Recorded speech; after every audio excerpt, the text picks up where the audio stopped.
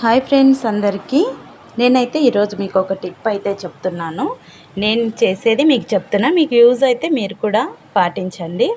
మనము బట్టలు ఉతికేది ఒక ఎత్తు అండి, వాటిని మడత వేయడం అంటే చాలా కష్టంగా ఉంటుంది. అందులోనూ చీరలు మడత వేయాలంటే మనకు చాలా కష్టంగా ఉంటుంది.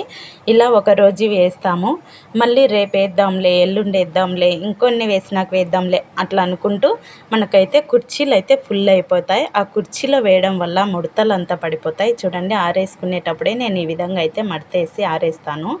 ఎందుకంటే ఆరేయడము కంపల్సరీగా ఆరేస్తాం, ఎందుకంటే చల్లగా ఉన్నాయి కదా, ఈరోజు ఆరేద్దాం రేపు ఆరేద్దాం అనడానికి అవకాశం ఉండదు. ఎందుకంటే అవి తడిగా ఉండేటి వాసన వస్తాయి కాబట్టి.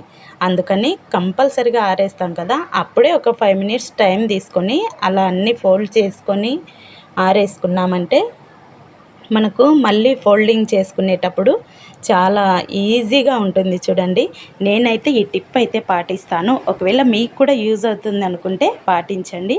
వీడియో నచ్చితే ఒక లైక్ చేయండి, ఛానల్ని సబ్స్క్రైబ్ అయితే చేసేసుకోండి ఫ్రెండ్స్. Okay, bye friends.